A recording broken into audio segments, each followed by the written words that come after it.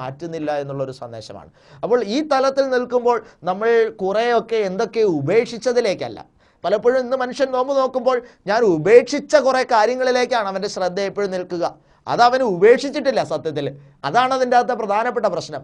മത്സ്യമാംസാദികൾ ഞാൻ ഉപേക്ഷിക്കുക എന്ന് പറയുമ്പോൾ, ചില നേരത്തെ ഭക്ഷണം നാം ഉപേക്ഷിക്കുക എന്ന് പറയുമ്പോൾ, അത് നമ്മുടെ മനസ്സിൽ നിന്ന് തന്നെ നാം അതിനെ ഉപേക്ഷിക്കേണ്ടതുണ്ട്. ഒരു ചില കഥകളൊക്കെ കേട്ടിട്ടുള്ളത് പോലെയാണ്, ചിലതൊക്കെ ഉപേക്ഷിക്കുന്നുണ്ട്, പക്ഷെ മനസ്സിൽ അതിനോടുള്ള ആഗ്രഹം നിലനിൽക്കുന്നു. ആ ഉപേക്ഷിച്ച സാധനത്തെക്കുറിച്ചുള്ള ചിന്തകൾ എപ്പോഴും മനസ്സിൽ നിലനിൽക്കുന്നു.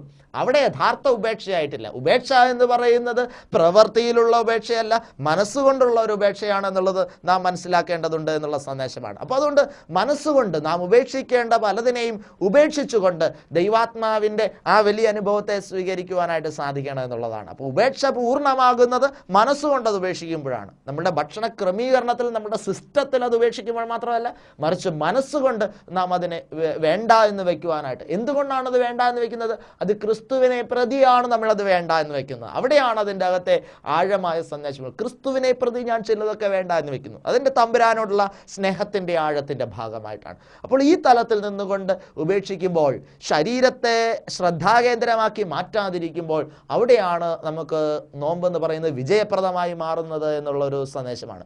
ഞാൻ പറഞ്ഞല്ലോ, ഉപേക്ഷയല്ല നോമ്പ്, ചില കാര്യങ്ങളുടെ ഉപേക്ഷയല്ല നോമ്പ്, മറിച്ച് ഒരുപാട് കാര്യങ്ങളുടെ സ്വീകരണമാണ് നോമ്പ്. ആത്മീയമായ ഒരുപാട് കാര്യങ്ങളുടെ സ്വീകരണമാണ് നോമ്പ്.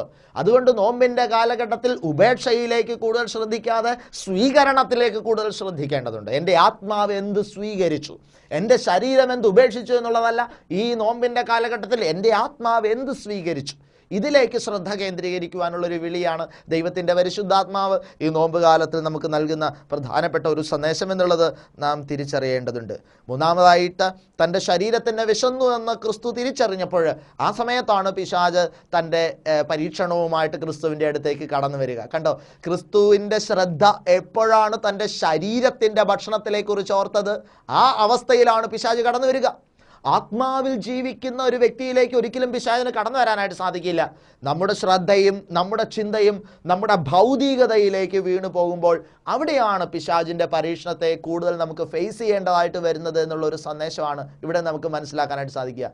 ഭൗതികതയിലേക്ക് നമ്മുടെ ചിന്തയും ശ്രദ്ധയും അടിസ്ഥാനപ്പെടുമ്പോൾ, പലപ്പോഴും നമ്മൾ നോമ്പ് നോക്കുന്നതിൻ്റെ പിന്നിലുള്ള ലക്ഷ്യങ്ങൾ ചില ഭൗതികമായ ലക്ഷ്യങ്ങളാണെന്ന് നമുക്കറിയാം. ചിലർ ഉപവാസം എടുക്കുമ്പോൾ അതിലൂടെ ആഗ്രഹിക്കുന്ന ചില രോഗങ്ങളിൽ നിന്നുള്ള വിടുതലാണ്, ചില സാമ്പത്തിക ബാധ്യതകളിൽ നിന്നുള്ള വിടുതലാണ്, അതുപോലെ മക്കളുടെ പഠന സംബന്ധമായ ചില വിഷയങ്ങൾക്ക് വേണ്ടിയിട്ടാണ്. ചിലർ നോമ്പെടുക്കുന്നത് ചില നിയോഗങ്ങൾ വെച്ചുകൊണ്ടാണ്. അതൊന്നും തെറ്റാണെന്നല്ല ഞാൻ പറയുക, തീർച്ചയായിട്ടും അതൊക്കെ ശരി തന്നെയാണ്. പക്ഷേ എൻ്റെ ശ്രദ്ധയും ചിന്തയും ധ്യാനവും കൂടുതൽ ഭൗതികതയിൽ ആഴപ്പെടുമ്പോൾ അവിടെ പിശാചിൻ്റെ പരീക്ഷണത്തെ എനിക്ക് നേരിടേണ്ടതായിട്ട് വരുമെന്നുള്ളൊരു സന്ദേശം കൂടെ നാം മനസ്സിലാക്കിയിരിക്കണം എന്നുള്ളതാണ്. അതുകൊണ്ട് കൂടുതൽ നോമ്പിൻ്റെ ശ്രദ്ധ നമ്മുടെ ആത്മീയ ഉന്നമനത്തിന് വേണ്ടി ശ്രമിക്കുക. അപ്പോൾ എന്താ സംഭവിക്കുന്നത്? നമ്മുടെ ആത്മീയമായ വളർച്ചയ്ക്ക് വേണ്ടി നോമ്പിനെ നാം മാറ്റിയെടുക്കുമ്പോൾ ഓട്ടോമാറ്റിക്കായിട്ട് സംഭവിക്കുന്നത് ഭൗതികമായ വളർച്ചയും അതിനോട് കൂടെ സംഭവിച്ചുകൊള്ളൂ എന്നുള്ളതാണ്. സത്യത്തിൽ എന്തുകൊണ്ടാണ് ഭൗതികമായ തളർച്ച ഇന്ന് നാം അനുഭവിക്കുന്നത്? മക്കളുടെ വിഷയത്തിലും രോഗത്തിൻ്റെ വിഷയത്തിലും സാമ്പത്തിക ബാധ്യതയുടെ വിഷയത്തിലും ഒക്കെ ഇന്ന് നാം തകർച്ച ഫേസ് ചെയ്യാനുള്ള അടിസ്ഥാനപരമായ കാരണം എന്ന് പറയുന്നത് നമ്മുടെ ആത്മീയ മുരടിപ്പാണ്, ക്രിസ്തുവിൽ നിന്നുള്ള നമ്മുടെ അകൽച്ചയാണ്. അതുകൊണ്ട് ആത്മീയമായ ജ്വലനത്തിന് വേണ്ടി നാം പ്രാർത്ഥിക്കുകയും നോമ്പിൽ അത് ശ്രമിക്കുകയും ചെയ്യുമ്പോൾ ഓട്ടോമാറ്റിക്കായിട്ട് നമുക്ക് ലഭിക്കുന്ന ഒരു അനുഭവം, പിശാചിൻ്റെ പരീക്ഷയെ നമുക്ക് ഒഴിവാക്കുകയും ചെയ്യാം. അതോടൊപ്പം തന്നെ ഭൗതികമായി ദൈവം ആഗ്രഹിക്കുന്ന അനുഗ്രഹങ്ങളെ നമുക്ക് സ്വീകരിക്കുകയും ചെയ്യാനായിട്ട് സാധിക്കും. അതുകൊണ്ട് എന്നും നോമ്പിലൂടെ നമ്മളുടെ ആത്മീയ നിയോഗങ്ങൾക്ക് നാം ഫോക്കസ് ചെയ്യുന്നതാണ് നല്ലത്. എൻ്റെ ആത്മാവ് ജ്വലിക്കുവാൻ വേണ്ടി, എൻ്റെ വിശുദ്ധി എന്ന് പറയുന്നത് ആഴപ്പെടുവാൻ വേണ്ടി, ഇതിനൊക്കെ വേണ്ടി നാം കൂടുതൽ ശ്രദ്ധിക്കുമ്പോൾ അവിടെയാണ് നോമ്പ് ഏറ്റവും അർത്ഥവത്തായി തീരുന്നത്, പ്രയോജനപ്രദമായി തീരുന്നത്, എല്ലാ തലങ്ങളിലും ആത്മീയമായും ഭൗതികമായും പ്രയോജനപ്രദമായി തീരുന്നത് എന്നുള്ള ഒരു സന്ദേശമാണ് ദൈവത്തിൻ്റെ പരിശുദ്ധാത്മാവ് നമുക്ക് നൽകാനായിട്ട് ശ്രമിക്കുക. പിശാച് യേശുവിനെ പരീക്ഷിക്കുന്ന വാചകങ്ങൾ നമുക്കൊക്കെ പരിചയമുള്ളതാണ്. ഞാൻ പറഞ്ഞ ഈ വചനഭാഗം ഒന്ന് വായിച്ചു നോക്കിയാൽ നല്ലതാണ് കേട്ടോ. അത് വായിക്കുമ്പോൾ നിങ്ങൾക്ക് മനസ്സിലാക്കാനായിട്ട് സാധിക്കും. പിശാചിൻ്റെ പരീക്ഷണം എന്നും ഭൗതികതയിൽ അടിസ്ഥാനപ്പെടുത്തിക്കൊണ്ടാണെന്ന് നമുക്ക് കണ്ടെത്താനായിട്ട് സാധിക്കും. പിശാച് എന്താ ചോദിക്കുന്നത്? അവൻ വിശന്നിരുന്നപ്പോൾ അവൻ്റെ അടുത്ത് വന്നിട്ട് പറഞ്ഞു, നീ ദൈവപുത്രനെങ്കിൽ ഈ കല്ല് അപ്പമായി തീരുവാൻ കൽപ്പിക്കുക എന്നുള്ളതാണ്. അപ്പോൾ അവിടെയുള്ള ഒരു കല്ലിനെ നോക്കിയിട്ട് പിശാച് പറയുന്നത്, ഈ കല്ലിനെ അപ്പമാക്കി തീർക്കാനായിട്ട് ശ്രദ്ധിക്കുക. പക്ഷേ ക്രിസ്തു അതിന് ശ്രമിക്കുന്നില്ല എന്ന് നമുക്ക് കണ്ടെത്താനായിട്ട് സാധിക്കും. കല്ലിനെ അപ്പമാക്കി മാറ്റുന്ന ഒരു മാജിക്കുകാരൻ്റെ ശുശ്രൂഷയല്ല ക്രിസ്തുവിൻ്റെ ശുശ്രൂഷ എന്ന് പറയുന്നത്. ക്രിസ്തുവിൻ്റെ ശുശ്രൂഷ എന്ന് പറയുന്നത് എന്നും സമൂഹത്തിന് വേണ്ടിയിട്ടുള്ള ശുശ്രൂഷയാണ്. സ്വന്തം വിശപ്പടക്കാൻ വേണ്ടിയിട്ടുള്ള ശുശ്രൂഷയല്ല. സ്വന്തം വിശപ്പടക്കാനും സ്വന്തം ദാഹം മാറ്റാനും വേണ്ടി ഏത് തരം അതിശയങ്ങളും പ്രവർത്തിക്കുന്ന ഒരു ശുശ്രൂഷ ശൈലിയല്ല ക്രിസ്തുവിൻ്റെ ശുശ്രൂഷ എന്നും മറ്റുള്ളവർക്ക് വേണ്ടിയാണ്. അത് ദൈവത്തിൻ്റെ പദ്ധതിയുടെ ഭാഗമായിട്ടാണ്. അത് വചനത്തിൻ്റെ അടിസ്ഥാനത്തിലാണ്. ഈ 3 തലങ്ങളാണ് ക്രിസ്തുവിൻ്റെ ശുശ്രൂഷ ശൈലിയിൽ നമുക്ക് പ്രത്യേകതയായിട്ട് കാണാൻ സാധിക്കുക. ഒന്ന്, ദൈവത്തിൻ്റെ പദ്ധതിയുടെ ഭാഗമായിരിക്കും ക്രിസ്തുവിൻ്റെ അത്ഭുത പ്രവൃത്തികൾ. രണ്ടാമത്, ക്രിസ്തുവിൻ്റെ അത്ഭുത പ്രവൃത്തികൾ സമൂഹത്തിന് വേണ്ടിയിട്ടായിരിക്കും, മറ്റുള്ളവർക്ക് വേണ്ടിയിട്ടായിരിക്കും. അങ്ങനെ ഈ ചില പ്രത്യേകതകളാണ് നാം കാണുവാനായിട്ട് നമുക്ക് സാധിക്കുന്നത്.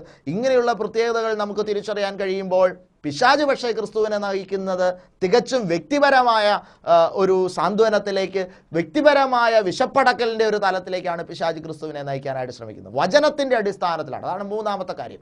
വചനത്തിൻ്റെ അടിസ്ഥാനത്തിൽ ദൈവത്തിൻ്റെ ഇഷ്ടത്തിന് വിധേയമായി സമൂഹത്തിന് വേണ്ടി. എപ്പോഴും ദൈവിക പ്രവർത്തനമാണോ പിശാചിൻ്റെ പ്രവർത്തനമാണോ ഒരു അതിശയമെന്ന് കണ്ടെത്താനായിട്ട് നമുക്ക് സാധിക്കുന്നത് ഈ 3 കാര്യങ്ങളുടെ അടിസ്ഥാനത്തിലാണ്. ഒന്ന്, ദൈവത്തിൻ്റെ പദ്ധതിയുടെ ഭാഗമാണോ? 2, വചനത്തിൻ്റെ അടിസ്ഥാനത്തിലാണോ? 3, സമൂഹത്തിന് നന്മയുണ്ടാകുന്ന ഒരു കാര്യമാണ്. സ്വന്തമായ ഉയർച്ചയ്ക്കും വളർച്ചയ്ക്കും വേണ്ടി ക്രിസ്തു ഒന്നും ചെയ്യുന്നില്ല. പക്ഷേ പിശാച് അവനെ സ്വന്തമായ ഉയർച്ചയ്ക്ക് വേണ്ടി, സ്വന്തമായ വിശപ്പടക്കാൻ വേണ്ടിയിട്ട് ആ ഒരു തലത്തിലേക്ക് ക്രിസ്തുവിനെ മാറ്റാൻ ശ്രമിക്കുന്നതാണ് നമുക്ക് കാണാൻ സാധിക്കുന്നത്. അതിനെ വചനം കൊണ്ട് അതിജീവിക്കുന്ന ക്രിസ്തുവിൻ്റെ സ്വഭാവമാണ് നമുക്കിവിടെ കാണാനായിട്ട് സാധിക്കുന്നത്. സഹോദരങ്ങളെ, ഇവിടെ നാം തിരിച്ചറിയണം, പിശാച് നമ്മുടെ ജീവിതത്തിൽ കടന്നു വരുമ്പോൾ അതിൽ നിന്ന് ഒളിച്ചോടാനല്ല നാം ശ്രമിക്കേണ്ടത്, ഓടിപ്പോകാനല്ല ശ്രമിക്കുന്നത്. മറിച്ച് ദൈവത്തിൻ്റെ പദ്ധതിയുടെ ഭാഗമായിട്ട് പിശാചിൻ്റെ വാക്കുകളെ നാം കാണേണ്ടതുണ്ട്. ദൈവത്തിൻ്റെ പദ്ധതിയുടെ ഭാഗം തന്നെയാണത് എന്നെ പിശാച് പരീക്ഷിക്കാൻ ശ്രമിക്കുന്നത്. ഇത് നാം തിരിച്ചറിയണം.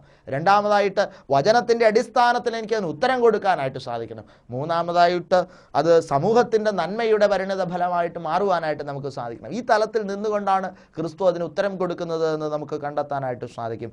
ആകയാൽ പരിശുദ്ധ നോമ്പിൻ്റെ വളരെ ശ്രേഷ്ഠതരമായ ഈ കാലഘട്ടത്തിൽ നമ്മുടെ ജീവിതത്തിലേക്ക് നമുക്ക് ആത്മാർത്ഥതയോടെ ഒന്ന് തിരിഞ്ഞു നോക്കാം. പിശാചിൻ്റെ പരീക്ഷകൾ, പാപത്തിൻ്റെ സ്വാധീനങ്ങൾ, അതിൽ നിന്ന് ഒഴിവായി പോകാനുള്ള ഒരു സന്ദേശമല്ല ഈ നോമ്പ് നമുക്ക് നൽകുക. മറിച്ച് അതിനെ ധൈര്യപൂർവ്വം ഫേസ് ചെയ്യാനുള്ള ഒരു സന്ദേശമാണ്. അതിനെ തിരിച്ചറിഞ്ഞുകൊണ്ട് ജീവിതത്തിൻ്റെ പരീക്ഷാ അവസ്ഥകളെ സ്വീകരിച്ചുകൊണ്ട്, എന്നാൽ വചനത്തിൽ ദൈവിക പദ്ധതിയുടെ അടിസ്ഥാനത്തിൽ അതിനെ നമ്മൾ അതിജീവിച്ചുകൊണ്ട് മുന്നോട്ട് ജീവിക്കാൻ ഈ നോമ്പ് കാലത്ത് ദൈവത്തിൻ്റെ പരിശുദ്ധാത്മാവ് നിങ്ങളെ ഒരുക്കട്ടെ, സഹായിക്കട്ടെ എന്ന് പ്രാർത്ഥിച്ചുകൊണ്ട് വചനശ്രൂഷ അവസാനിപ്പിക്കുന്നു. നമുക്ക് പ്രാർത്ഥിക്കാം. കാരുണ്യവാനായ കർത്താവേ, അവിടുത്തെ കാര്യങ്ങളിലേക്ക് ഞങ്ങളെ തന്നെ സമർപ്പിക്കട്ടെ. പരിശുദ്ധ നോമ്പിലേക്ക് ഞങ്ങൾ പ്രവേശിച്ചിരിക്കുകയാണ്. നാഥ, ഭക്ഷണത്തെ വെടിഞ്ഞുള്ള നോമ്പ് വ്യർത്ഥമായിട്ടുള്ളതാണ്, ഭക്ഷണം മാത്രം വെടിഞ്ഞിട്ടുള്ള നോമ്പ് വ്യർത്ഥമായിട്ടുള്ളതാണ് എന്നുള്ള സന്ദേശം ഞങ്ങളുടെ പിതാക്കന്മാർ ഞങ്ങളെ പഠിപ്പിക്കുന്നത് ഞങ്ങൾ തിരിച്ചറിയുന്നുണ്ട്. സഹോദരങ്ങളെ, ഭക്ഷണത്തെ ചില ഉപേക്ഷകളല്ല ഈ നോമ്പ്, മറിച്ച് ചില സ്വീകരണങ്ങളാണ് ഈ നോമ്പ് എന്നുള്ള തിരിച്ചറിവിലേക്ക് ഞങ്ങളെ നയിക്കണമേ. ജീവിതത്തിലെ പലതും ഉപേക്ഷിക്കാനുള്ള വിളിയല്ല, മറിച്ച് ജീവിതത്തിൽ പുതിയതിനെ സ്വീകരിക്കാനുള്ള, പുതിയ ശക്തിയും ഊർജവും ഓജസ്സും സ്വീകരിക്കുവാൻ, സാത്താന്യ പരീക്ഷണങ്ങളിൽ നിന്ന് ഒഴിവായി പോകാനുള്ള ഒരായുധമല്ല നോമ്പ്, മറിച്ച് സാത്താനെ അഭിമുഖീകരിച്ചുകൊണ്ട് സാത്താനെ ജയിക്കുവാനുള്ള ഒരനുഭവമാണ് ഈ നോമ്പ്. ഇത് തിരിച്ചറിഞ്ഞുകൊണ്ട് സ്വീകരിക്കുവാൻ, ഈ നോമ്പിനെ ഉൾക്കൊള്ളുവാൻ ഞങ്ങളെ സഹായിക്കണമെന്ന് പ്രാർത്ഥിക്കുന്നു. അമ്മേ, മാതാവ്, വിശുദ്ധന്മാരെ, പിതാക്കന്മാരെ, ഞങ്ങൾക്ക് എല്ലാവർക്കും വേണ്ടി പ്രാർത്ഥിക്കണമേ. പിതാവിൻ്റെയും പുത്രൻ്റെയും പരിശുദ്ധാത്മാവിൻ്റെയും നാമത്തിൽ തന്നെ.